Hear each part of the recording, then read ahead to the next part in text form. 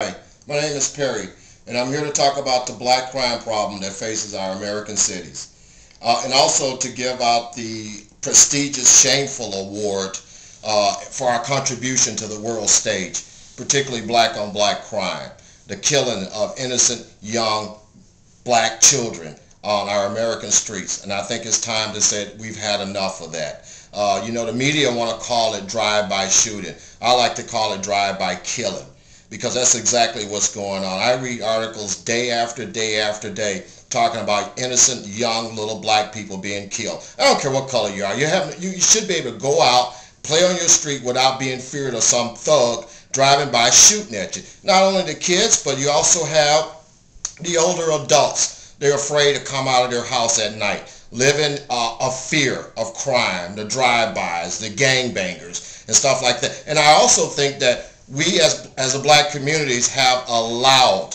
in fact, we've endorsed this to happen to our community.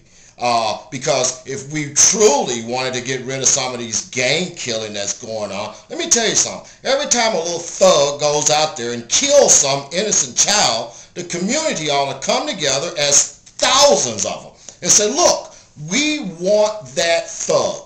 We want him. We don't want him to go to your country club jail cell, because that's what these thugs call it, and have a good life where our loved ones have been put in the ground. So the community need to come together and say, we want, once this kid has been found guilty, no doubt in it, 100% guilty, the community need to come together and say, we want him. We want him. And then once they get him, they ought to publicly beat him. Then they ought to neuter him, and then they ought to lynch his ass. Because I tell you what, you may think, well, that's a little harsh, isn't it, Perry? Well, no, it isn't. Because I tell you why. If it was your kid that was being killed by some thug, can't play outside because you afraid as a parent that somebody's going to drive by and kill him, what would you suppose we do to these people? And you know what? We've let these kids run our cities. Run them. And we have, to me, personally, I don't think there's anything in the black community more impressive than the gang violence that's going on, the murdering, the killing, just the hatred of each other. I don't think there's any issue we face in America right now is as important as getting rid of some of these gang violence. Violence, period. Because I tell you why. The poorest of the poorest community in American cities, okay, the poorest of the poorest community, the gangs have taken over. They're killing, they're shooting, they're causing mayhem. So what happens to investors and business people that want to spend their money in those communities? They don't go there. Well, why don't they go there? Because it's unsafe. So people in the black community need to realize one thing. If you want prosperity, if you want a piece of the American dream to come to your city, then you need to clean it up. Get rid of the gangbangers. There is no way in hell that you should allow gangbangers to take over your community. Black men are stronger than that. Why are we letting these kids run our community? Even if, I don't care who they are, I don't care how old they are. But you know what? Going to prison is not the answer anymore. Going to prison, you see this stuff on TV all the time. Prison is no big deal. But you know what is a big deal? When somebody has to bury their kid. Now that's a big deal. And the guy that's sitting behind jail, it's no big deal to him. In fact, it's a kind of stature for him to be shot. I mean, look at all these rappers that love to brag and boast about being shot. It's no big deal for them. So what's got to happen? I'll tell you what's got to happen. The community, and I've said it once and I'll say it again, the community needs to rise up and demand that when a thug gangbanger does a crime in their community, they need to get together, go to the police officers, go to whoever's in charge and say, look, release him to us. We want him. We want that punk. Not the police department. What are they going to do? Throw him in a jail while your loved one has been buried? That's not fair, is it? And I'll tell you something else. It's the same damn thing that you hear people talking about when you're talking to black people about the police officers, you know, they complain that they pull them over.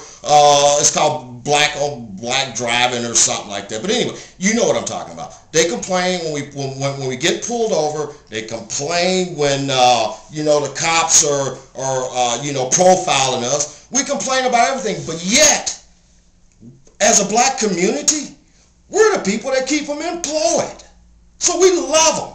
The gangbangers that goes out there and do crime, they love the police officer because they're the one that keeps them employed. The gang tactical unit, they keep them employed.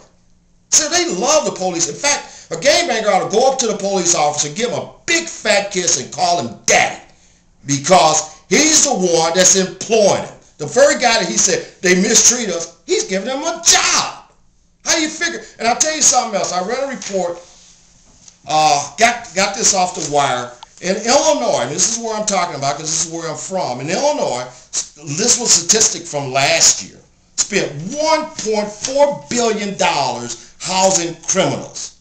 Now, $1.4 billion, you know, let's face it, that's a lot of money. Now, that money could have been spent for any other project than housing these thugs. So we get the money coming to our community, and where they go? Out the door to do what? House a thug. $1.4 billion. It's stupid money. It's money that could be used in those communities. What do you think $50 million could do to a bad neighborhood? It could transform it. It could change it.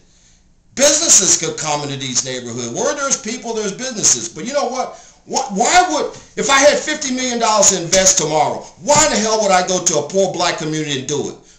I tell you why I wouldn't do it. Because I wouldn't feel safe. If you want economic prosperity, you gotta make your place a safe place for people to live and do business. Big businesses, big companies aren't gonna take the reliability to put up a business where their employees may subject to be killed, hurt, or maimed. It's too much of a liability. Plus, there's no money there. There's no money in the black community. In fact, when I go to the black community, it reminds me of being like down in Mississippi or somewhere. It's so backwards. The black community, these damn inner cities they call them, they're the backward-ass places I've ever been in my life. It's pathetic. You go into some of these communities, there's stray dogs running, and this is the city? This is not the city. You might as well be somewhere stuck down in Tennessee in the backwoods woods somewhere where people can't see you. That's what I see when I go to inner city. Signs that says, don't shoot, I want to grow up. Pathetic. Pathetic. And now where's the black leaders on this? I don't have any power. But where's Jesse Jackson? He's got power. Where's Al Sharpton and Louis Farrakhan? They've got power. They got power to do what? Bring the community together. Okay? Bring them together and say, look, I don't care if you're from the north side, west side, east side, whatever. When a kid does a crime, when a gangbanger does a crime, the community ought to come together and say, look, now I know having them released into the arms of the community is probably not going to happen anytime soon. But what they could do, march their butts down to the jailhouse and say, look, we don't ever want to see this person back on our street again. He's been convicted of a crime. Get rid of him. And this prison, and I keep going back to the prison. The prisons are too light on these thugs. Okay, if you do a crime that you committed a murder for what? I don't care why you did it. A drive-by shooting, a carjacking, anything like that. You know, prison is too good for you. There has to be some other way. Because what's the deterrent for others to not do it? When they say, oh, well, my brother's in jail, it wasn't no big deal. Or my cousin went to jail, it was no big deal.